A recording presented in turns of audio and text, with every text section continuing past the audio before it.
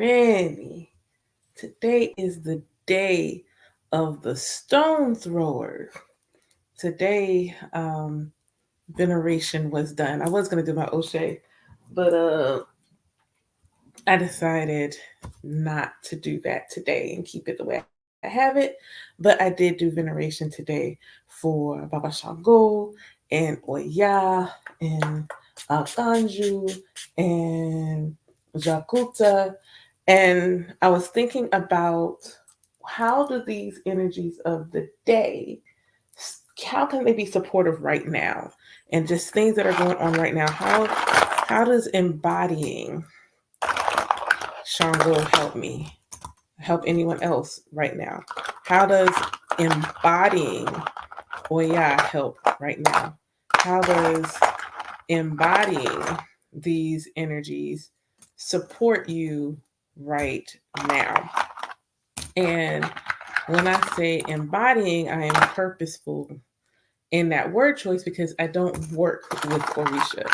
Um, I did a video about that recently where I was like, I don't work. A lot of times you hear people talk about, well, I work with so and so and I work with so and so. No, I am in divine union with my spiritual court. Me and my spiritual court are not separate. Thus, I don't work with them. I work as them. This means I embody Orisha. I embody my spiritual court. I don't work with them. They are not my employees or anything like that. So I don't work with them. I embody them. So thinking about just the last week, just for the last few days of stuff happening in the news and the media, and how do I embody these energies of the day, and how is that going to be supportive to everything going on right now? I saw a woman and she posted a video and she was specifically calling the spiritual community to task around Sonia Massey, and she was called, she called them to task, and I was thinking about that. I was genuinely thinking about that and just listening to people who watch the video, listening to the commentary around the video, listen to commentary not just about that, but just everything right now. I said, what's the medicine? What is the medicine that we find in Ifa, that we find in Orisha, that we find in our Ori, we find in our spiritual core, we find in ATR specifically, that is meant to help and nourish, nurture, and offer support for people? Because I'm seeing the sadness, I'm seeing the frustration, I'm seeing the anger, I'm seeing it all. And I said, well, what do we do? What do we do? And you know, no one wants to feel like there's nothing within their power. Like there's just nothing you can do. Nobody wants to feel that way. So what can you do? What is within your power to do? And instead of using the word pray, because when you look at the word pray, when you actually go look at the etymology of the word pray, it means to beg. And I think that enough begging has been done. Enough begging's been done. I think we are all beyond begging. Our ancestors didn't beg. They didn't beg.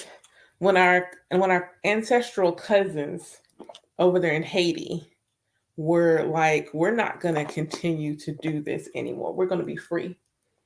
When our ancestral cousins in Haiti said we're going to be free, they did not beg for Ogun to show up.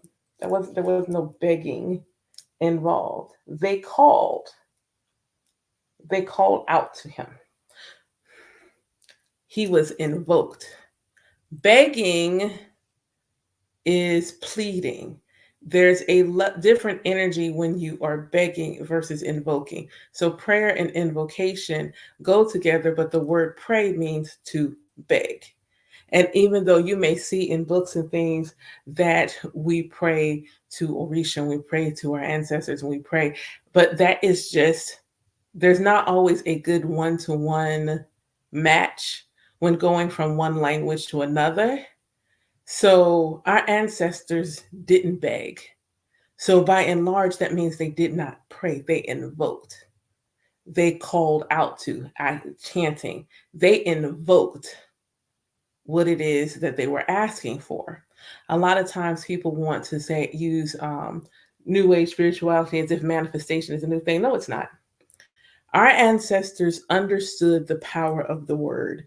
They understood how to use their Ofo Ashe, their power of the word. They understood the Ashe that resonated in their breath.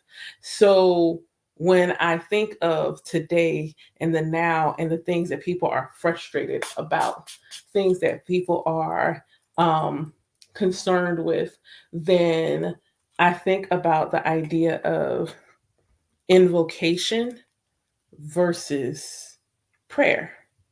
I think of invocation versus prayer. And I think that right now people need to know that you can invoke. You can invoke. You can speak into existence that which is going to bring about nourishment, that which is going to bring about change in your life. You speak it, you invoke it into your life. And with everything going on, I feel like more people in the Black American diaspora, Black people, Black African American people need to know that they can invoke and not, they don't have to beg. They need to know that they can invoke it and they don't have to beg for it. They need to know that they don't have anything to prove.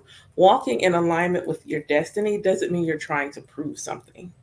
Walking in alignment with your destiny says that you already know that you're worthy of the thing, that you already know that you should have the thing, and thus you walk in alignment with it. Walking in alignment with your destiny is not you proving that you're worthy of this destiny. It's not you proving yourself. You're not proving yourself to God. You're not proving yourself to the ancestors. You're not proving yourself to the Orishas.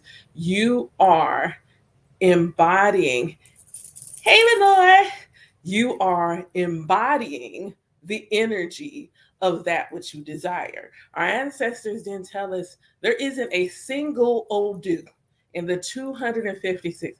There hasn't been any time you had to make yourself worthy. No, they didn't. They moved in alignment with what it is that they were trying to get. They had to walk in their Iwapele. That is what they did. Observing taboos does not make you worthy. You're already worthy. Observing taboo says this thing disrupts your energy. This thing disrupts you from your path. So stop doing this thing because the other thing is already trying to come to you. So the thing that is getting in the way, we're just trying to move it. We're going to move this thing out the way by giving you a taboo.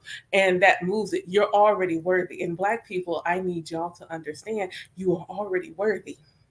You're already worthy of the lifestyle, the freedom, heavy on the freedom. You're already worthy of it, but you're begging for it. And you're not meant to be begging for it. You are meant to walk in it and call it to you. And then do the things that you need to do to move things out the way that are going to disrupt you from having the reality that it is that you want.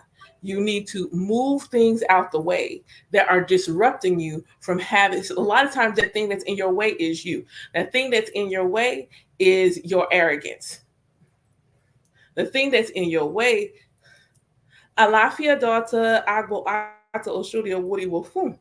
The thing that's in your way is your arrogance. The thing that's in your way is you are not willing to let go of colonized belief systems that have never, ever, ever served you. The colonized belief systems have never brought you freedom. Our cousins in Haiti already showed us that.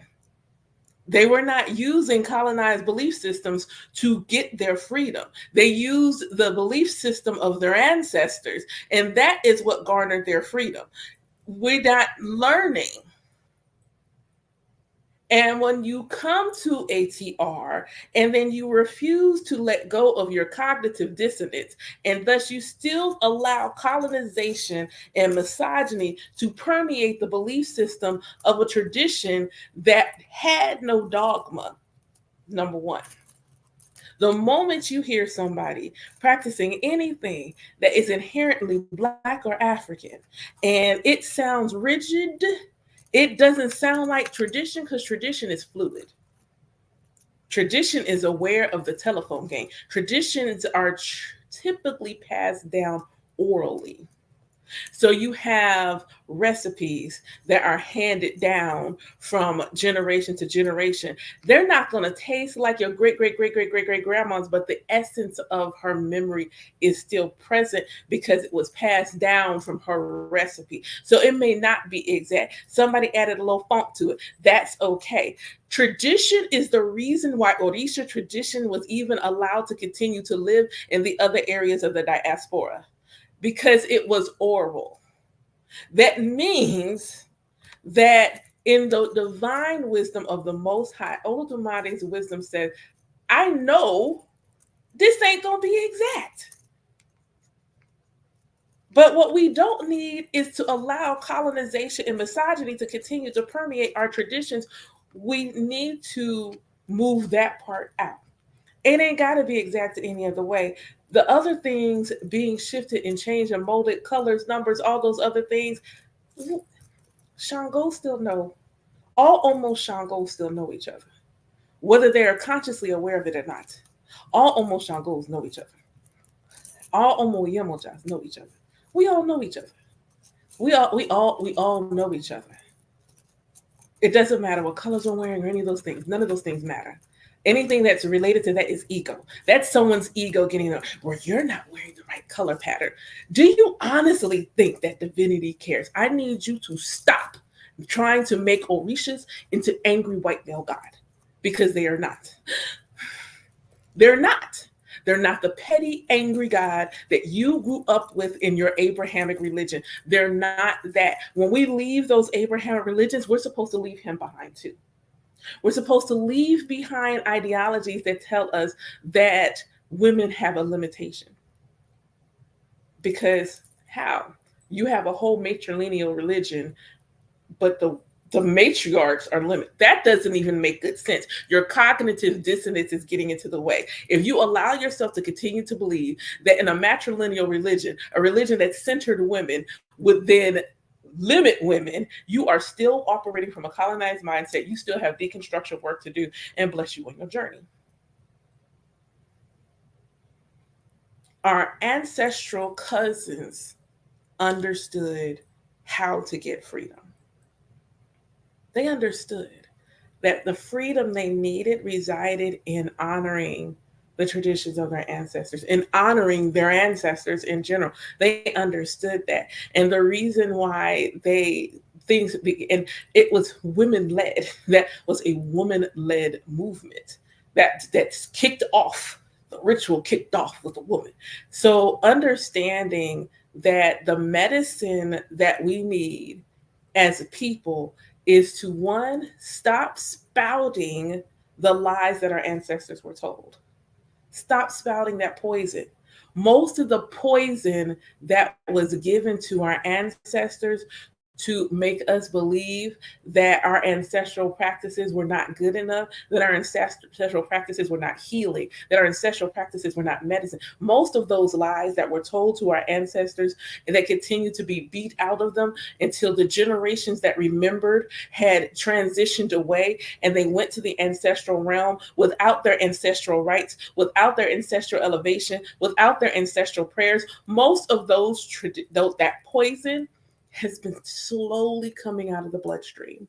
It's been slowly seeping out of the bloodstream. And that's why there's so many like, who may talk about the ancestors even if they haven't taken steps to truly venerate their ancestors. They may speak on the ancestors and unconsciously do things to honor the ancestors, but they haven't consciously made the decision to stop acting like the ancestors are not simply their family members, their loved ones, their friends, their classmates that transitioned before them, that need honor.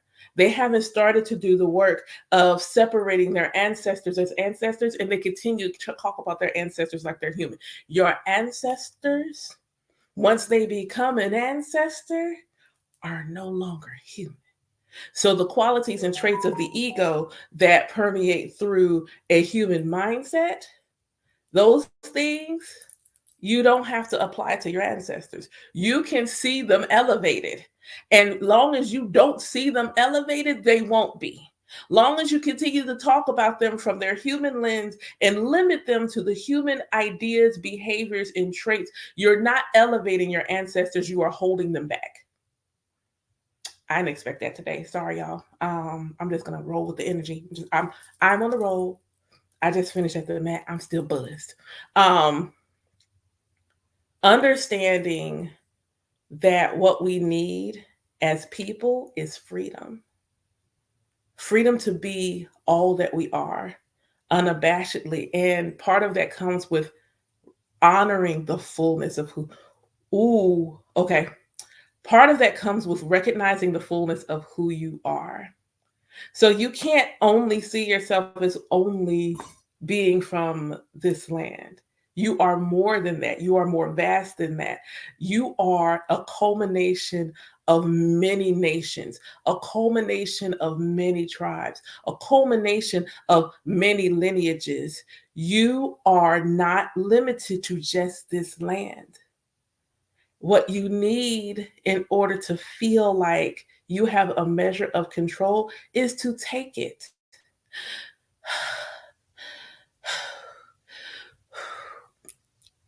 Baba Shango reminds us to walk in our power and wield it wisely.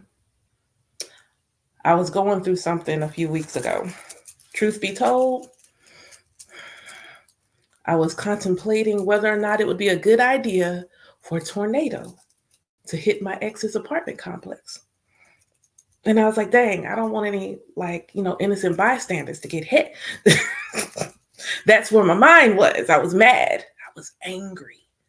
I was angry and full of rage, but this wasn't rage for just that one moment. This is rage that I held and did not honor in healthy ways while we were together. So it was pent up anger. It's pent up rage. You know how regular rains when the cloud might just be a little gray, so it's just a little sprinkle dinkle, and because it's gone ahead and released that water right away before it turns into a big black looming storm cloud. At that moment, I was a looming storm cloud that wanted to be a hurricane. And so I asked Shango to tell me clearly what I needed to do. Remind me of something to help bring me back down. And a lot of people like, Shango brings you down. Absolutely.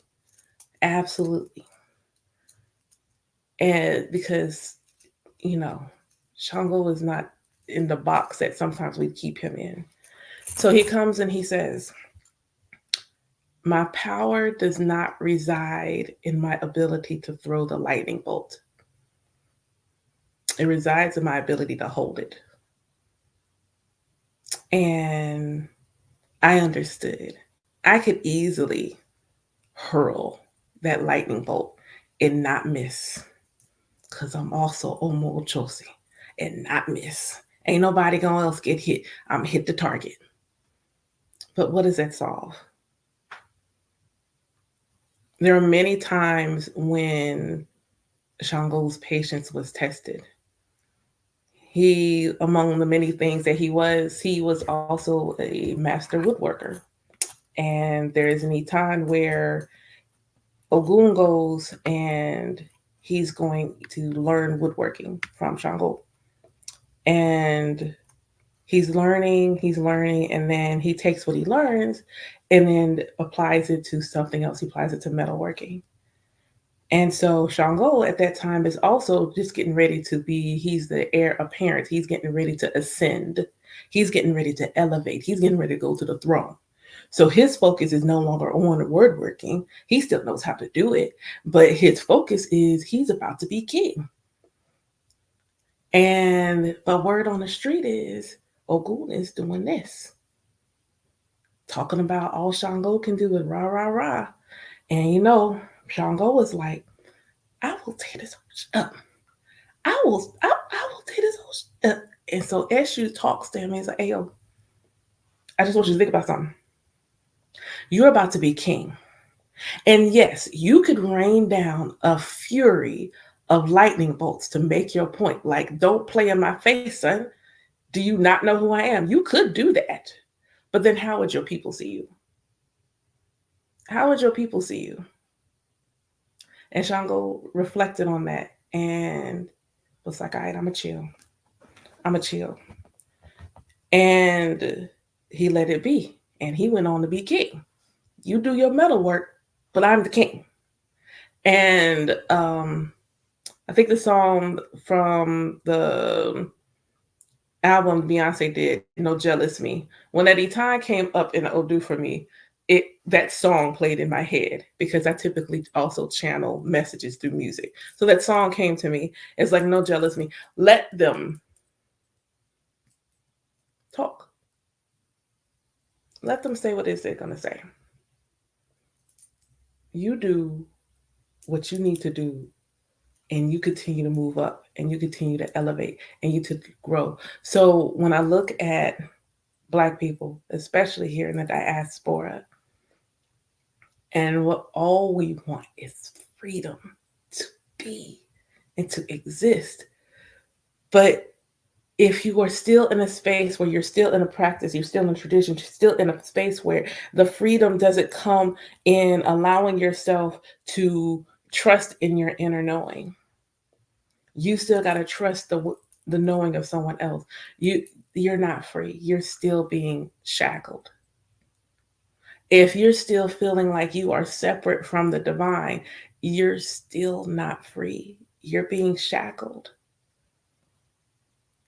Freedom in Ifa, in Isheshe, for me, looks like the audacity to exist in my truth and to revel in it. It looks like the audacity to actually believe that in spite of everything that is happening in the economy, I can still put food on my table without a problem, without stress. It's the audacity to know that I can keep putting gas in my car regardless of the gas prices without stress. It is the audacity to know that I am going to be provided for regardless of what the external looks like in the economy. That if I am walking in my Iwabele, it is the audacity to know that a way will be made, a road will be opened, a door will be shown to me, a key will be given to me. It is the audacity to know that I can have freedom in spite of everything else. Alaafia, Ikaro. It's the audacity to know that I can have it. The difference is between a beliefs change, faith can be shaken, but then there's a knowing. Then there's a knowing. And what I know is that I got laid off in 2022 from my cushy corporate job. I got laid off in 2022 for my job that was paying me. I had just gotten a bonus. So I was knocking at 75K a year. I had been at that job for 10 years. I was knocking on the 75K door. I worked from home. I wasn't really client facing. I had full benefits. And then October 12th, 4 or 5 months to the day after my 10-year anniversary, we love you. You've done amazing work. There are so many things you have implemented for the business that are going to live long after you're gone, but we don't need your role anymore. And so I go to, like those who have been following me for a while know, Alaafia daughter, um, the no, that the first thing I did after I got off my little, they were like, you can have the rest of the day off. Say less. I'm out. I'm out. I see y'all in a couple of days. I go to the mat. I got like immediately. I went, made sure my kids had snacks. I went into my shrine room and I went to the mat. And I cast my ukulele like, hey, yo. Hmm. And it was funny because that morning I pulled cards. And for my tarot readers, here you go. Nothing but tens. All tens. 3 card spread, all tens. Thank you. Well, do way. Um, Agbo Ato Lady T. Um, I saw all tens. Hey, what are y'all doing? Something's about to end. What's about to end? What's getting ready to happen? Because I knew something's getting ready to end. Something's ending. What's ending? And then that happens. I won't lie to you. I am a Black single mother with 2 children on the spectrum, and I had only been divorced a year. Only been divorced a year. And I was paying a rent. The rent that I left from the house that we shared was like $400 or $500 less than the rent I was paying by myself.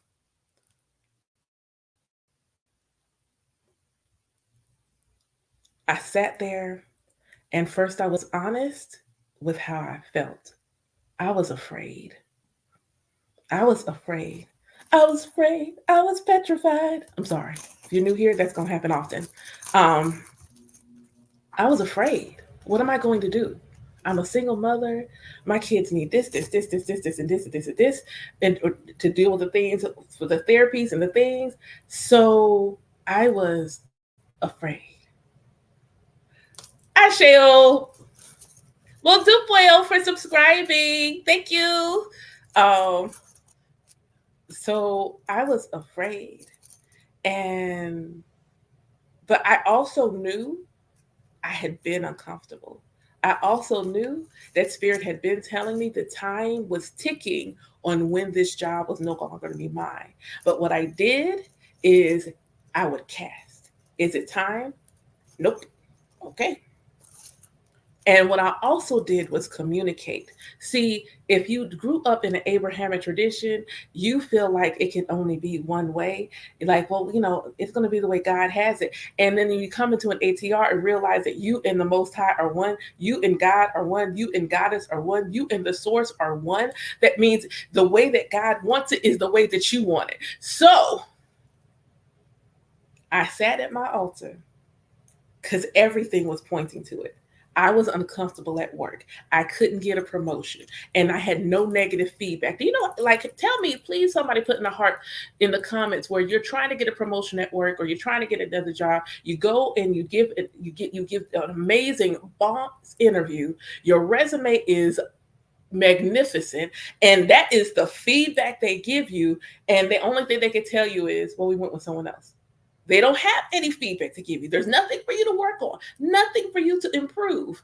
You simply aren't given the job. You simply are not given the job. And so then I am sitting here. Oops, there we go. That works. Thanks. That's what we're not going to do today. We're just not. We're just absolutely not going to do that today. We're going to tell you that you're amazing. We're going to tell you that you're wonderful. We're going to tell you all these things. There is nothing for you to fix. So there's meanings, nothing I could have done differently to have made it where I got this job. What am I supposed to do with that information? How is that helpful for me? Everybody has been through this situation. Everybody has been through this situation. So then what do? I then know. I know something's going on. Couple that with looking at my transits, and I'm going through this Uranus opposition happening in my 6th house, which is your day-to-day life, which it covers your work life. And I'm just like, no, like, for real, what's going on? So I sit in the altar and I was like, hey, I'm sitting in the middle of my shrine room. All my shrines are sitting around me, and I'm sitting here and I'm like, I know you want me to quit my job. I do. So let me first and foremost tell you, I'm not ignoring you. I'm not ignoring you. I am not ignoring you. Notice I didn't say the words disobedient. Disobedient is slave language. I am not obedient in my spiritual practice. My godchildren will tell you, I tell them this all the time, I am not obedient because I have no fear of being punished by an angry male God. So I don't use language from an Abrahamic religion associated with an angry, ego driven God. So it wasn't about obedience or anything like that. I did not need upheaval to get me to pay attention. I did not need chaos to get me to pay attention. So the first thing I said is, I'm paying attention. However, this is how I need this to go. A reminders of don't ask a thimble for a thimble of water from the ocean. The ocean is abundant. So I said, but I don't have 7 months of income in my bank account to quit my job today. Y'all know we got ABA therapy, speech therapy, physical therapy, occupational therapy. We have gas, we have things, we have kids, we have the things. We have the things. I can't do this right now like this. I need money. Okay. So discomfort over and over again. Nope, don't say nothing, don't do nothing, don't say nothing, don't do nothing. I applied in house, I applied externally, nothing. So that particular day, when it happened, they gave me a severance. I did get a severance package for exactly 7 months. I heard later that I should have gotten 10, which said my Ofuashe was effective. What I asked for was ineffective. I should have asked for more. I should have prayed for more. I should have prayed for more. I should have prayed for more. So when I um sat there and got the, you know, layoff, I went to the mat and I was like, yo, what's good? What's going on? This is the other benefit. This is where freedom comes in. Like divination brings you freedom. Let me say that again because I don't think people even realize divination gives you freedom. How does divination give you freedom? Because our ancestors understood don't get caught slipping. Our ancestors understood stay ready so you don't have to get ready. They understood that. That's why traditionally, and I say the word traditionally because, again, as a reminder, there is no dogma in African spiritual systems. If it sounds like dogma, they still have some deconstruction, decolonization work they need to do to remove Abrahamic dogma from their spiritual practice. There is no dogma. So traditionally, especially those who are like Awo or something like that, you do a divination, at least for yourself, every 4 or 5 days. Those who stay ready ain't got to get ready. So I told him that, hey, what's good? What's going on? And if I revealed for me the Holy Odu, Ogunda Ogbe, from a very simplified high level thing, hello, it was a removal of obstacles leading to an open road. Um, of course I was told that by everyone outside of my lineage. Well, hold on, let me not lie. I was told that from certain people outside my lineage, but not within. And that was the only thing that mattered. That was the only thing that mattered. I've even heard, and this is what I say, you weren't in the beginning, so this is what I will say to that. If you are in a religion that centers womb holders, and I mean centers them heavy, when you look at the iconography, um, the fact that when you greet someone, so if someone's greeting me as an Ianifa, they will say Oburu Oboye Aboshishe. Oburu Oboye and Aboshishe are the daughters of Oludumare. Women, you got to greet the priest, regardless of their gender, calling the names of women. Our shrines are typically in pots, and those pots represent wombs. We birth the energy into those things. It is a religion that centers women. You can't have a ritual without having a woman present. So all of these things putting women here. And then you say, well, women can't. That sounds like colonization slipped its way in there. And then that aspect of colonized mindset infused itself and that became a tradition. Yes. And my goddaughters will co-sign in the comments for you. I am fully aware. They it was just their celebration day, just the other day. That just happened to also fall on their veneration day. So yeah, I know very well, very well that I know them. We we roll together. We roll together. We we we go hard in the paint together. So when I hear things, the question I ask is, why is it always women that have limitation? Cognitive dissonance will have you fight against that. But I ask for folks to release it. Why is it that it is always womb holders that get a limitation? Why is it always womb holders can't do this and womb holders can't do that? When it's a matrilineal religion, it is a matriarchal religion, but womb holders, Ifa, if nothing else, is common sense. The beauty of Ifa is common sense. So I always tell people to use what Olodumare and the Ori gave them when you heard certain things, and trust and believe. I divine on everything. I divine on everything, including that question, because I'm always expecting the question to come up. I'm always expecting certain things. Do you know how hard it was for me to post when I first started offering divination? Because I had no plans to do. Please understand, no plans to do that. No plans to do that. No plans to do that. And Ifa is like, no, you finna do this today. And I'm like, what am I supposed to say? No?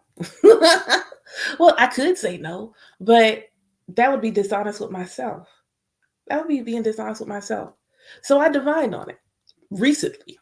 I said, Ifa, how do you see Ianifa like me? Because there are not many that I know personally in my life.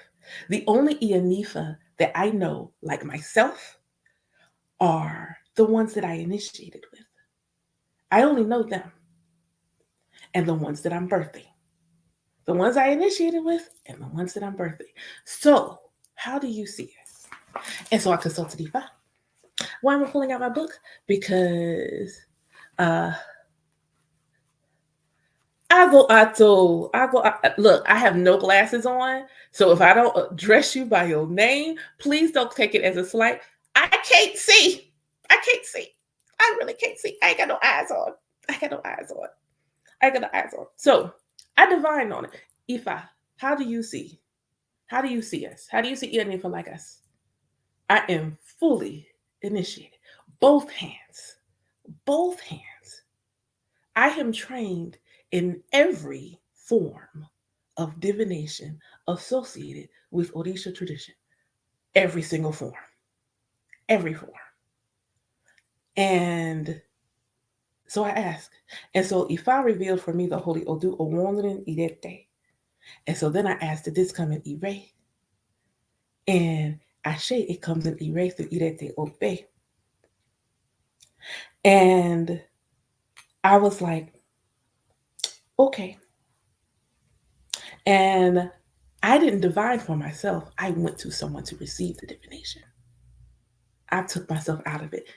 Someone come divine for me. And the stories in the Itans within Owonren Irete, first and foremost, echo stop worrying about what other people are saying. There's one of the stories where Owon is talking to Irete I'm going to give this to you in 2024 Black American speak because I am the Ianifa for the Black American diaspora. So I'm going to give it to you that way. So Owan is talking trash to Irete. Owan is looking at Irete like, what you going to do? And Irete says, I will burn this down. I will burn this down. This was the wisdom that was given to the scorner. So the scorner is the client. This is the message that was given to the scorner. And the scorner is told to make a bow so that they do not come up against someone that was more powerful than them. And the scorner does not make the ebo.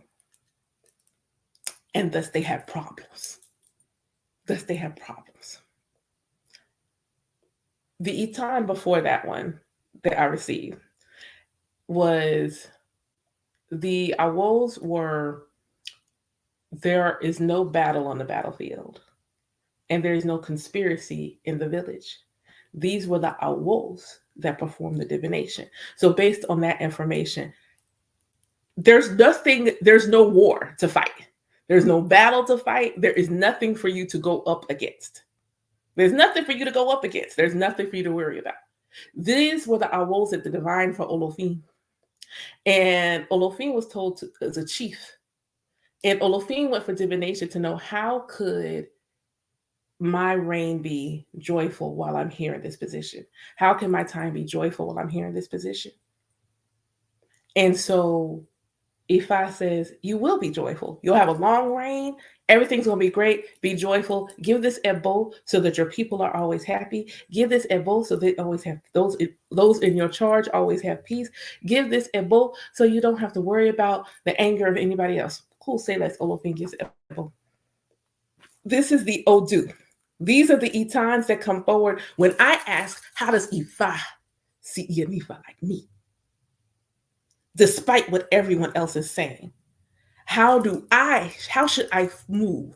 What am I supposed to do? Ifa says, do what you know you're supposed to do. Do what you were, knowing you are supposed to do.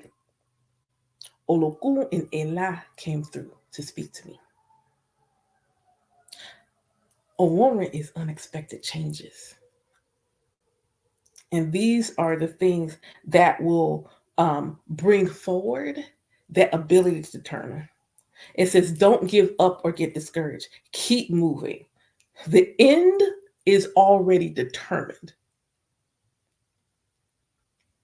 There has been something placed in my hands, and I just need to continue moving forward.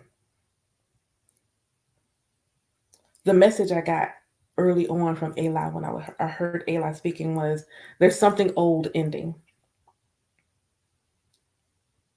And be who I am. When I was looking at Odisha tradition, I just thought, I'm just going to be a devotee.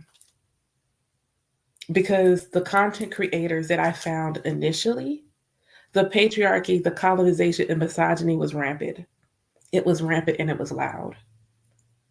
And even though at the time I had no designs on being anything other than a devotee, the idea that because I hold a womb, that I would never be equal to a man in the tradition didn't sit right with me. Mm-mm. I'm a Black woman in the African American diaspora raised by militant parents who were equals. I was like, nah, that sounds too much like Abrahamic religions, and that's not where I was trying to stay. That sounds too much like when I was a little girl and I went to a temple for the first time, because I was not raised as a Christian. I was raised as an Israelite, not the purple and gold ones yelling at y'all on the street. That's a different kind. But I had my cycle, and they're like, you're unclean. Do you know what it's like to tell a little girl, because her body does what her body does, she's not clean? So anything that sounds like that, I know is coming from an Abrahamic lens. I know it's coming from colonization, because our ancestors understood the power. It's mentioned in Urusumeji, the power of menstrual blood. In no point in that Odu does it say unclean. In no point in any Odu.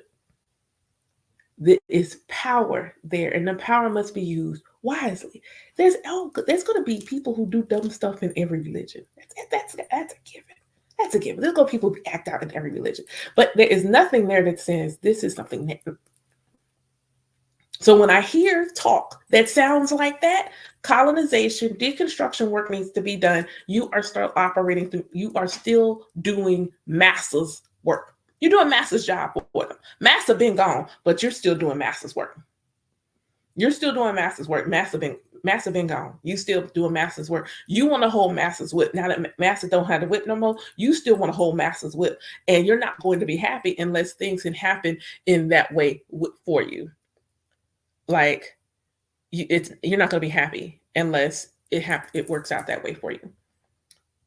So I had no designs on it, but um, one of my first, I bought my second tarot deck I ever bought was the Orisha tarot deck.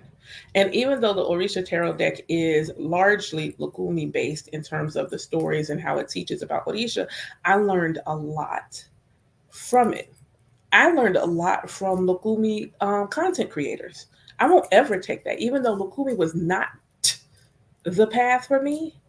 I learned a lot. They were my gateway drug to Orisha, if you will. They were my gateway drug to Orisha. Had it not been for those content creators, I may or may not have found Orisha when I did, but I did. And even the Ifa days that we have for my lineage, the one that I'm birthing, I pay homage because for us in the Black American diaspora, whether we choose to go that way or not, Orisha they are manifest in the United States the same way it did in other areas of the other diaspora. Other areas of the diaspora got to have their own Orisha tradition. We did not. We lost ours. And it's practitioners like me, practitioners like my favorite Babalawo, that are making it a point to say we are of the African American diaspora. And when we practice this religion, it will absolutely look like Isheshe, but it will absolutely feel like Black America. That is my path. That is my calling. So I'm going through this book and I'm doing, do my little tarot readings in the morning. Every other reading, you need an elder. Every other reading, you need an elder. So I finally was like, um, Hoodoo is a religion, but it is not an Orisha tradition. Hoodoo is an amalgamation of Ifa, Voodoo, um, Dagoma traditions, Indigenous American traditions. It's an amalgamation of them all, but it is not an Orisha tradition. It is not the same as having what is an Orisha tradition? Shango Baptist, which is an Orisha tradition, Kondo Blade, which is a Orisha tradition. There is not an Orisha tradition for the African American diaspora. We have an African American religion. It is not an Orisha religion, which is not the same thing. It's not the same thing. What we have is hoodoo. What I'm speaking of is having Orisha specifically for Black America. So when I pulled the cards, you need an elder. You need an elder. So the first elder I got was not Orisha. She helped me with my spiritual gifts. So anyone who's new and things of that nature, and you have spiritual gifts, like you psychic and you hear, but you don't have a handle, you don't have great boundaries, you hear in everybody's business and you're not trying to, you need an elder. Even if it's not in an ATR, you need an elder that can actually support you in using your gift as opposed to your gift using you. Your gift is not supposed to use you. You are supposed to use the gift. So my first elder, who was younger than me, but was on their journey a while, helped me with my intuition and building my psychic gifts and building my psychic prowess. Working with her, I started doing ancestor veneration. And then Isheshe content creators showed up. And when the Isheshe content creators showed up, they showed up with Ori. They showed up with my Ori. So with my Ori, that was a concept that was so easy for me to get a handle on. I don't understand. Like, rationally, it probably should have been hard. It wasn't. I was like, oh, so God and I are one, and the aspect of God that is me is called Ori. So every morning I'm honoring me, which is basically honoring me as God. Say less. So every morning, and I found a creator who gave an Ori prayer, two Ori prayers in English. And so I'm like, so now my spiritual practice looks like honoring my Ori, honoring my ancestors. Those of you who are not in Orisha tradition, and you want to know where to begin, honor your Ori, honor your ancestors. That is where you begin. Start with your Ori first, because who do you go to first? It's always your Ori. So start with your Ori first. Ori work is self-love work. When you actually understand that Ori is not just your head, it is the full embodiment, it's the totality of who you are. Ori work is self-love work. And Isheshe, through my lineage, is absolutely a religion of self-love. It is absolutely a self-love religion. Absolutely a self-love religion. So I'm doing that, and I'm doing those things. And that is when my elder starts to manifest. That is when my elder starts to manifest. My Iolode had a podcast, and I would watch it every morning. Thank you for the glitter badges. Um, they had a podcast, and I listened to her every morning. I still didn't know she was my elder, but I knew I loved her. When I tell you I love my godmother, I love her as a person. I love her as a person. And I loved the way that she would speak about the Odus, and the Orisha did not live in a box. And I think that was my favorite thing. The Orisha did not live in a box. They were not limited to the stereotypes that we often get on social media. They did not live in a box. They were free. They were free. And so my cousin, who had already been following her, got divination for her birthday and gifted me a gift certificate so that I could get a divination. Alaafia Omoyin gifted me a divination as well. So when I meet my godmother, and I want to go get my other journal because I think the Odu that she very first cast for me came up today. I have to go back to my journal. It's either the second or the first or second Odu she cast for me just came up again today. And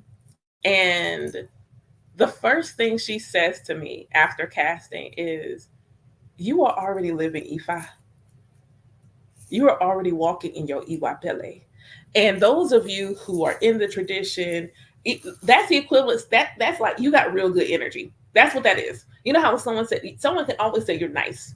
Okay, someone can say you're nice, kind, all these good things. But when someone says you got good energy, that's that top tier compliment. And I'm just sitting here thinking, because again, I'm still in my space of doing deconstruction work, and I'm still wondering if I'm doing anything right, yada, yada, yada. And she says, "You are already doing the work. You're like vocally cleansing your Ori every day. You're verbally cleansing your Ori every day, because that's what happens when you do Ori Oriki. You're cleansing verbally your Ori every day. That's why it's important." So we talk, and she's like, and so I ask her directly about initiation. And she said, "I thought I told you, but hold on." So she cast on it, and she said, "I don't know how to tell you this. Not only are you going to initiate, but you're supposed to be a priest." And I sat there for a second. I knew she wasn't wrong. I tried to play like I knew she wasn't wrong. I knew she wasn't wrong. But she, being an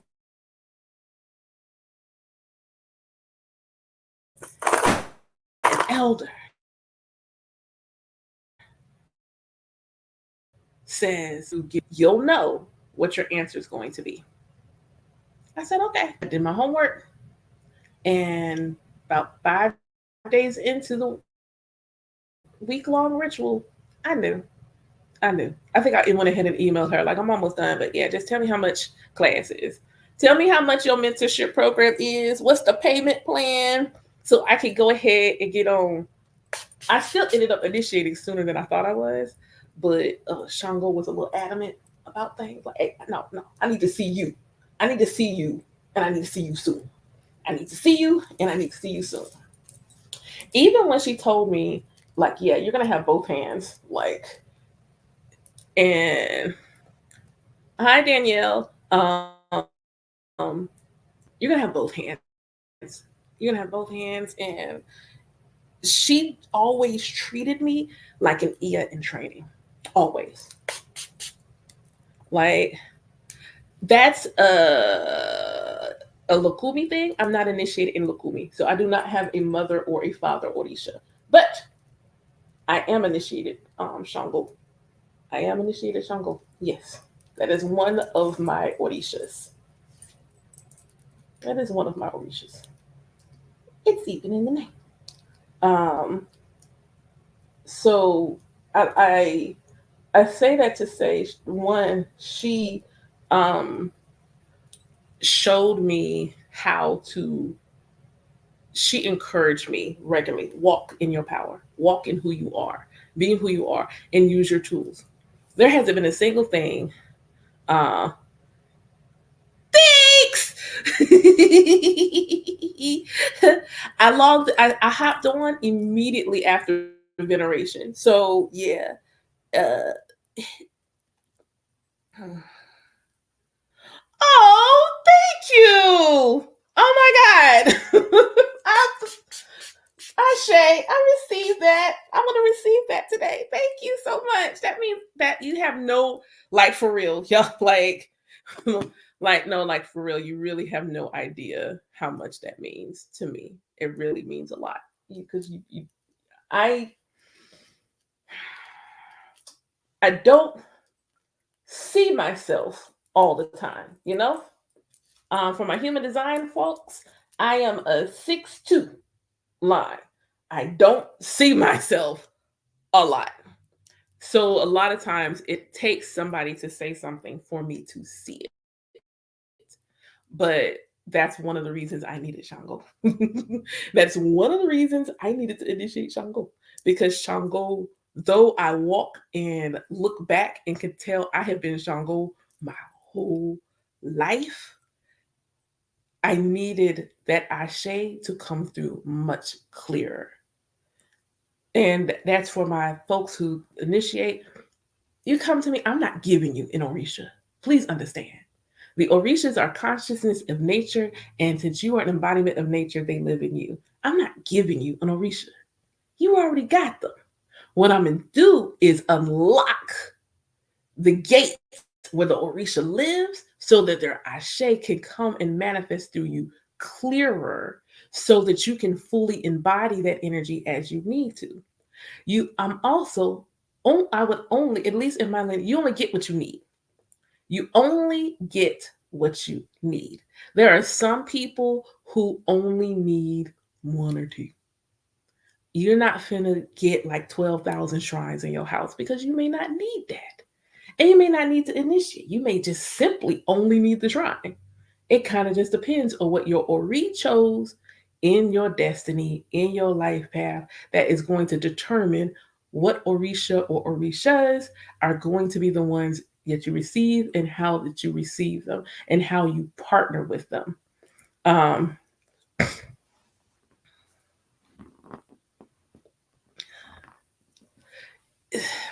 let me, this is how I feel about gatekeeping. I'm gonna do this like this.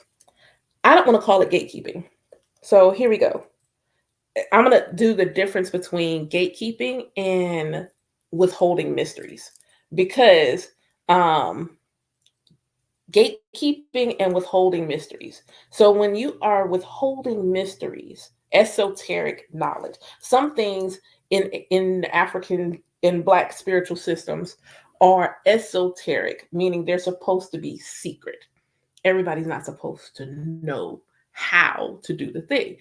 Why? Because just like even in those hands of people who receive the wisdom of the mysteries, you know, power in the wrong hands could go the right way. Power in the wrong hands can go the wrong way. So being able to, get that information in a way that at least in some way, hopefully, and nothing's perfect. And that's the beauty of the tradition. Nothing is perfect. Nothing's perfect. So, but the right wisdom in the wrong hands can be dangerous, can be used in a way that is not going to be for the good of all. And if anything, learning about Ifa is the wisdom of nature, and it is how that wisdom applies, how you take that wisdom and use it for yourself. Then Ife is how you use that wisdom in conjunction with other people. Ifa is how you use that wisdom for yourself. Ife is how you use it for other people. And your Ori is where those two concepts come together. So being able to apply that wisdom. So for instance, things like honoring my Ori.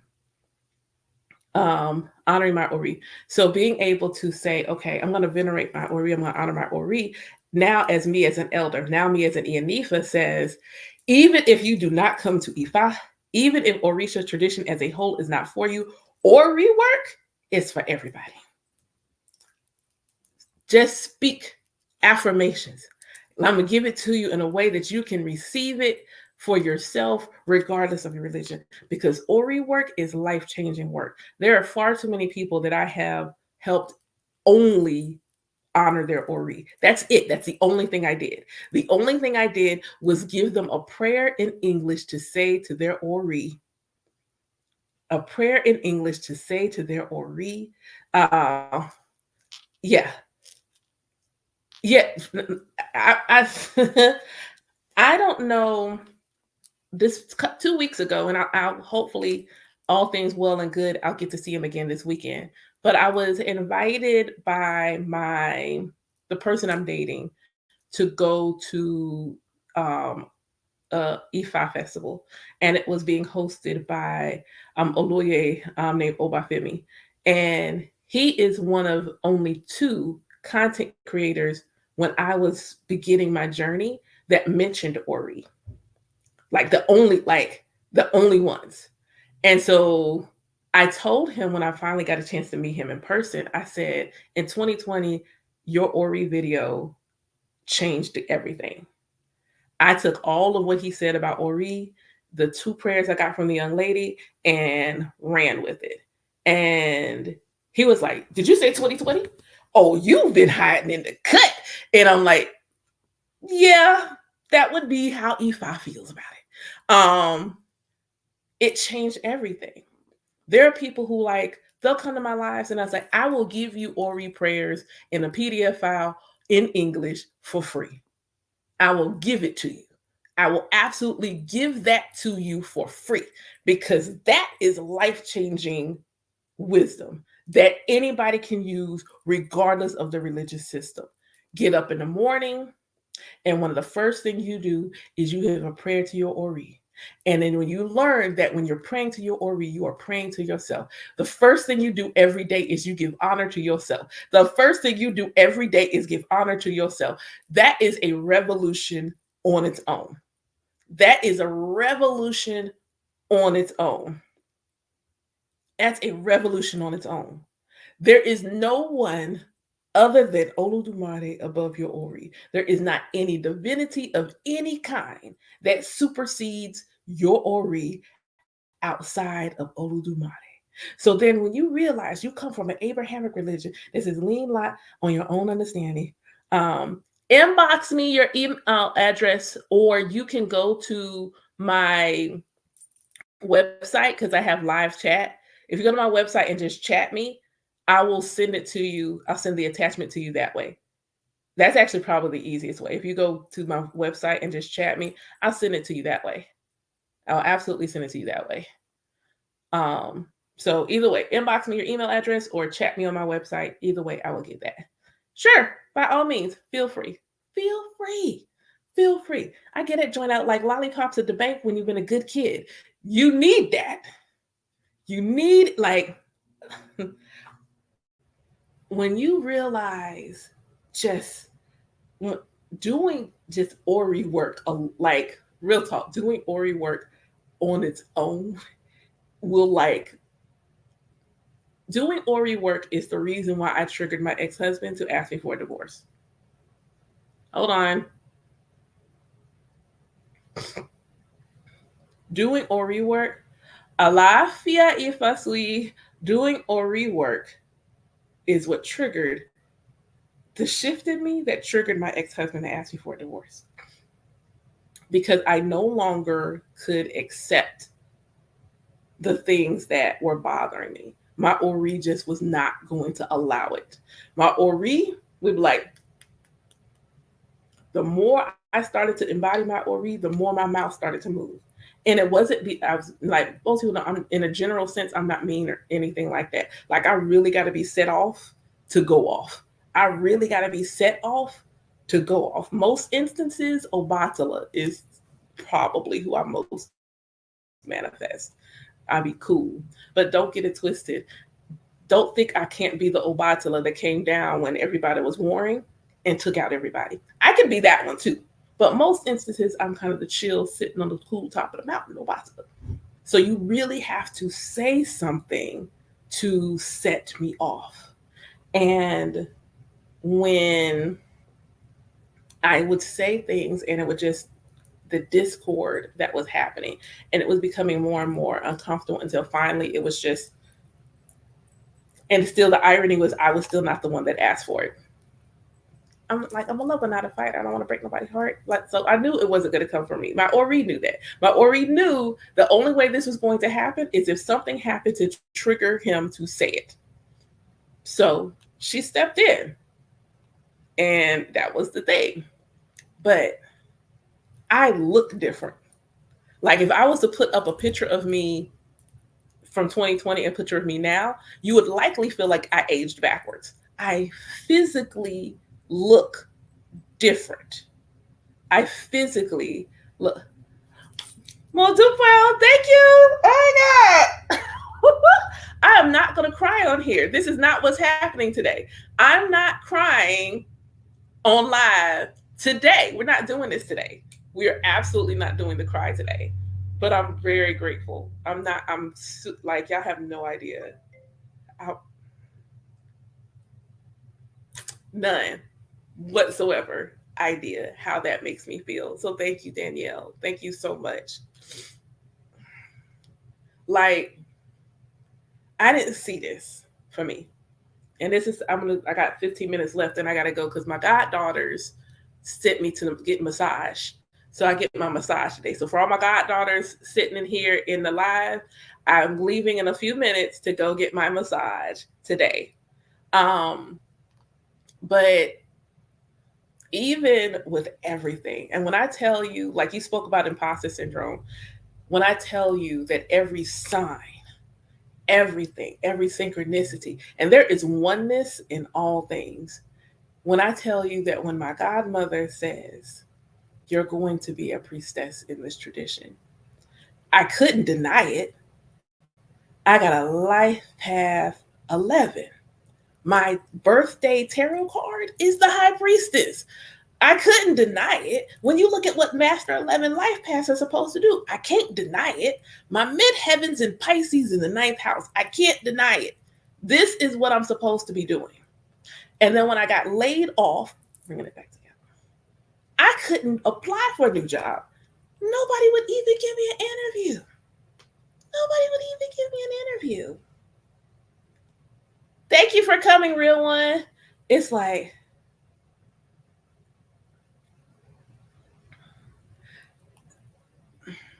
your Ori will help with that. Because I get it. When I was really young, I understand. I really understand. But when I look at people now, and my godchildren would co-sign, like when they say the world is ghetto, no, your world is ghetto. The earth is not ghetto. Your experiences are ghetto. I love here in spite of everything I have been through. If I told you just from the marriage, you'd be like, why would you even date men again? Because that was him. And for some oddball reason, I can't lump them all together. And I'm glad I didn't, because then I met a new one. And I'm like, oh, Dumari, did you make this one for me personally? Did you go sneak and read all my journals and put the puzzle pieces together just for me? It's like, just for me. You couldn't have possibly made them for anybody else. You made this one specifically for me. Life right now is not easy. It's not. It's not easy. But Ifa keeps me grounded and centered. When I'm really having a day, when I'm really having a time, when I really need help, I can go to Ifa and I can be honest. There is no I gotta sugarcoat this because the divine is gonna be mad at me because I said it a certain way. No, I can go and sit at my mat, and as long as I don't have a taboo of cursing at the time, this is so bull.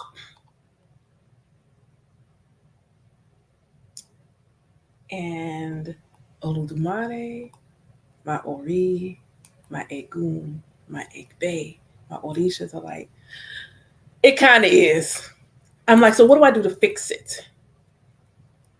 Ifa has never let me down. My Ori, she go hard for me. Understand that I have not worked a regular full-time job in almost 2 years now.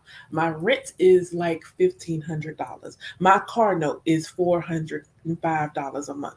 I got kids that have to have therapy. We got groceries, all of these things. I am still here. I am still here. By the grace of God, my Ori, my ancestors, I am literally still here. I said, Ori, this how much money I need, and this is how fast I need it. Within 36 hours, I had it. Understand, they have never let me down. They have never let me down. The only time I have been let down is when I didn't speak what I needed. I was reminded through the Odu Ikameji, and it's like, you don't pray for yourself the way you pray for other people. Aggressive much? You're not wrong, but aggressive much? Pray, what do you want? And when I sat there for a minute and I just let it pour out, I just let it pour out of me. I cried and I let it pour out of me. What do you want? Just tell us. Tell us what you want. You pray for everybody. You bless their ebos. You bless their medicines. You bless everybody. Please call for the blessings you need for yourself.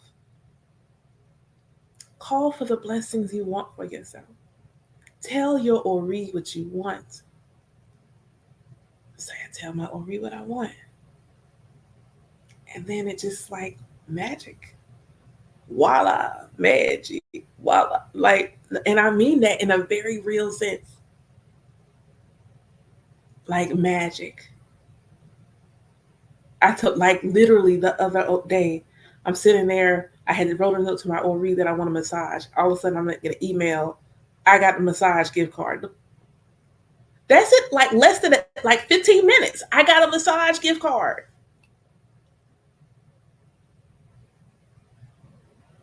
I didn't tell them to do that.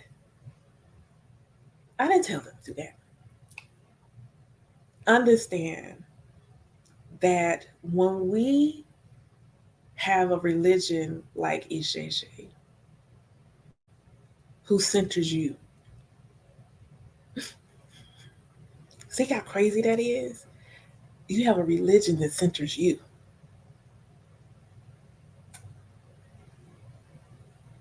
It centers you.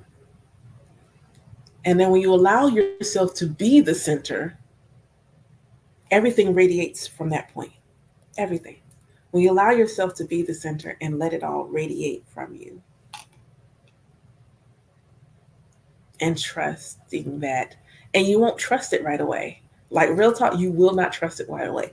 I will not lie to you and tell you that it's immediate trust. It's not. It's trial and error. It is building up because you have to your ego is not used to that. Your ego is used to I got to get it out the mud. And I have been like I don't want to play in the mud no more. I mean, I can make mud pies, that's cool, but the things that I want to get over there off the grass where it's clean. And all I got to do is pick it up. That's what I just want to pick it up. And I'd be like, "Oh, Reed, can I just pick it up?" Absolutely. You can absolutely just pick it up. Okay, cool, say less. But that takes practice. It really does. It takes a consistent practice. One thing I can say is that I am consistent, even on days where I don't feel well, days where I am cramping, and all I can do is lay there in the fetal position. I will lay there in the fetal position. Ifalo iola, ifalo lo tuna peloe, orumila lo ni chobrinu sadaye, ifaroa, elaroa o, bimbe la poku, koro mupo, bio embeni, wanra ujumo, ifa jorumila, biololoco, kioaleo, biololoto, dioaleo, biololote, kioaleo, moju pao, moju pao, moju pao, ashe. Right there in the bed, right there in the bed. And you know what? They still coming. They see me cramping. They see me in pain. That is the beauty of it. All that dogma that we have grown up with, like you have to get up at 3 in the morning because they ain't gonna hear you. When I hear people say the only time that spirit is gonna hear you is like between 3 and 5 in the morning, it's giving God's only got one phone and it's an Obama phone and it only works in the middle of the woods.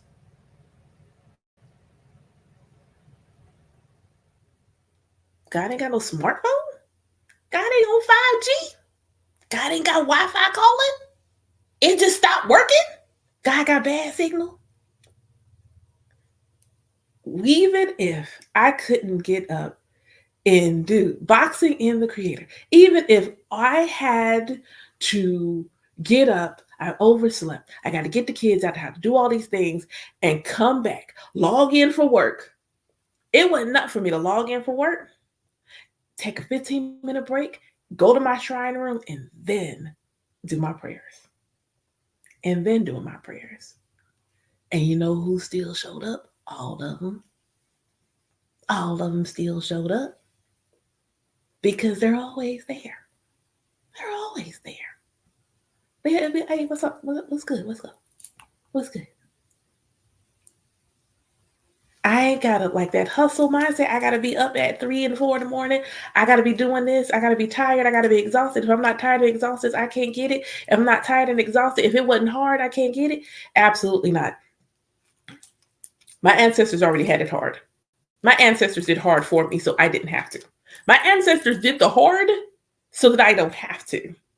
My ancestors did the hard so that I don't have to. Now, hard may be part of somebody's destiny. Their Ori may have chosen the hard path. My Ori said, my ancestors already did hard. Black people of the African American diaspora, your ancestors already did hard. They did hard so that you would not have to. They did hard so that you wouldn't have to. But you don't believe in easy. You are still attached to a mindset that says it has to be hard. And I'm telling you that your ancestors are screaming that you can have it easy. And it's going to take practice. you will probably get something easy and then you might feel emotional. You might want to cry. Trust and believe. I do a lot of crying when I get a blessing. I cry every time I get a blessing. I cry because I am still working out of my body the idea that I can't simply be blessed. I am still working the energy of it's got to be hard. I'm still working the energy of I got to prove myself. I exist.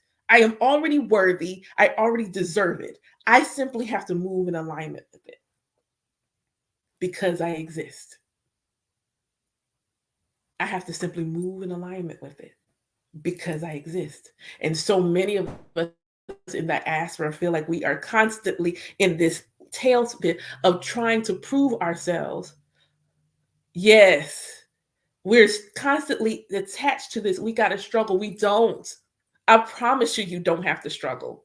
I promise you don't. And if more of us believe we don't have to struggle, do you know the bubble of ashe that we would conjure if more of us just knew we could be free from the struggle? If more of us just simply believed we do not have to struggle, if more of us just simply believe that we can speak it into our lives, but if you don't believe it, if you don't know that it's going to come to you, it won't, because you're going to do something to sabotage it. You're going to do something to block the array that is trying to come to your life.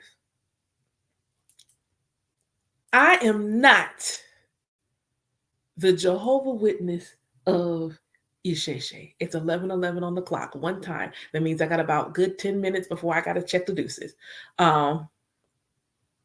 Ashe. And we teach it to our children. And then we teach it to our children. I refuse. I am off the hamster wheel. Does anybody else want to get off the struggle bus hamster wheel? Like, I just want to know, you can just put a heart in something. Does anybody else feel like the struggle bus hamster wheel no longer needs to spin? And that you just simply want to get off the struggle bus hamster wheel? Like, please come off the hamster wheel. Please get off the struggle bus hamster wheel. On today, on this O'Shea Irani, you know what the lightning is going to strike? The struggle bus hamster wheel. Move out the way. I don't want you to get hit.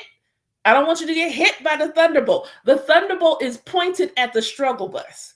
The lightning bolt is pointed at the struggle bus. Oya is going to come through with a tornado, and she is going to carry the struggle bus away. Get off of it.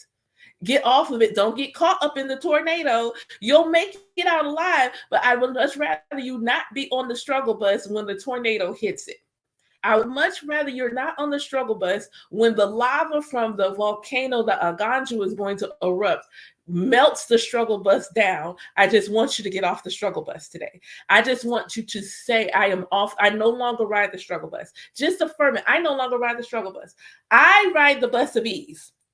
I am on the bus of ease now. I am a lifetime passenger on the easy bus. I am a lifetime walker of Easy Street. Can somebody say that before I go? Like, I am a lifetime street walker of Easy Street. I am a lifetime rider of the bus of ease. I am a lifetime. I'm going to do this in my life. I am going to experience ease in my life. I am experiencing ease right now. Because, you know, we affirm things in the present tense. I am invoking it today. I am experiencing ease today. I am a lifetime passenger on the easy bus. Where's my fan? I am a lifetime passenger on the easy bus. I am a frequent walker of Easy Street. I am aligned with ease. Like, we don't have to have struggle anymore. We don't have to have it anymore. And I don't give you nothing else today. Take that. Take it, absolutely run with it, feel it. It tastes good, it feels good. Take it with you. If I don't leave you with nothing else before I get my body rubbed on by this masseuse, allow yourself to go and walk on Easy Street. Allow yourself to enjoy the bus, the bus of ease.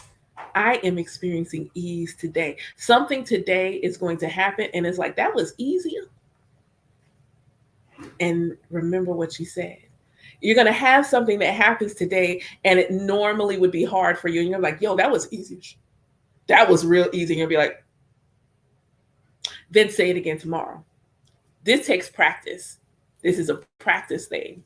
Write it down, stick it on a sticky note, put it on your mirror so that you remember I am a frequent walker of Easy Street and I am a lifetime passenger on the bus of ease. Put that on a sticky note. One of my goddaughters, y'all know I'm channeling, so I'm gonna forget. Could you please text this to me?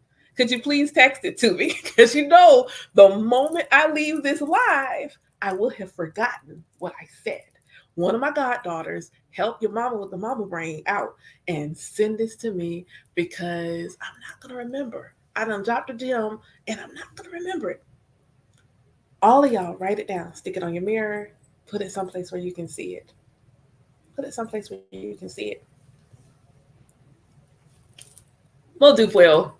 Put it someplace where you can see it. So before I leave y'all, I'm going to do all of the shame, unshamed.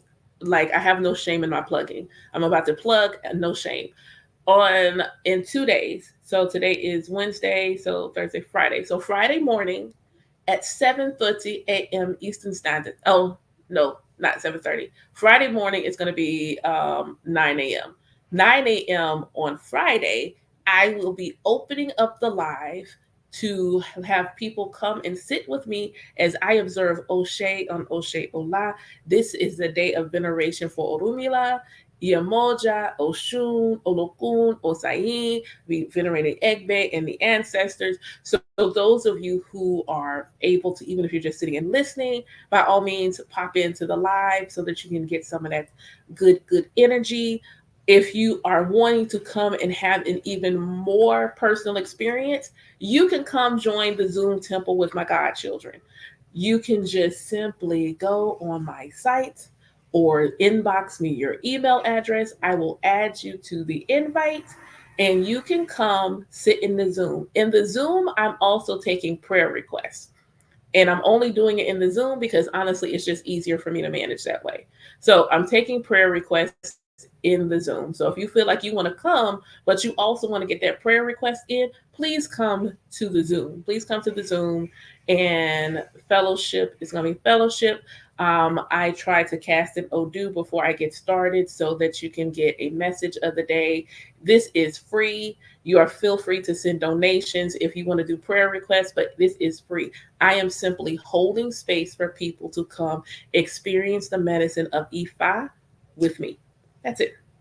I'm just simply holding space so people can experience the wisdom of Ifa with me.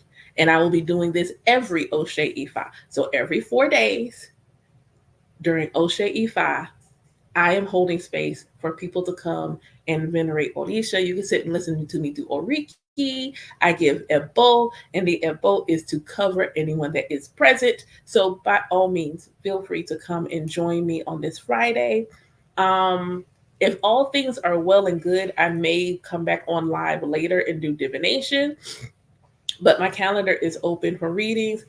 Thank you. My calendar is open for readings and divination throughout the week. If you cannot find time by going to my booking calendar, just pay and message me what days and times you're looking at, and I will work out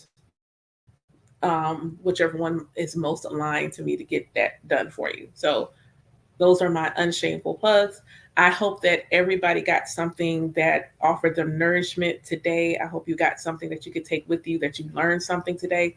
Thank you again for the people that subscribed. So I will definitely make space to start doing some subscription only things for folks and teaching some classes where it's just for those who are subscribed to my live. Thank you very much for that. That means the world. It means the world to me. But I'm going to go so that I can get to my appointment and get the most. I'm gonna get all this. This is what's happening. I'm gonna get all that, get my feet rubbed and all the good things, and get all the good things happen. For those of you who wanted Ori prayers, do not forget to inbox me your email address so that I can send those over to you. Again, thank you so much again for everybody. I hope that y'all have a beautiful rest of the day. Hopefully, I will see y'all again on live this afternoon. Otherwise, Odabo.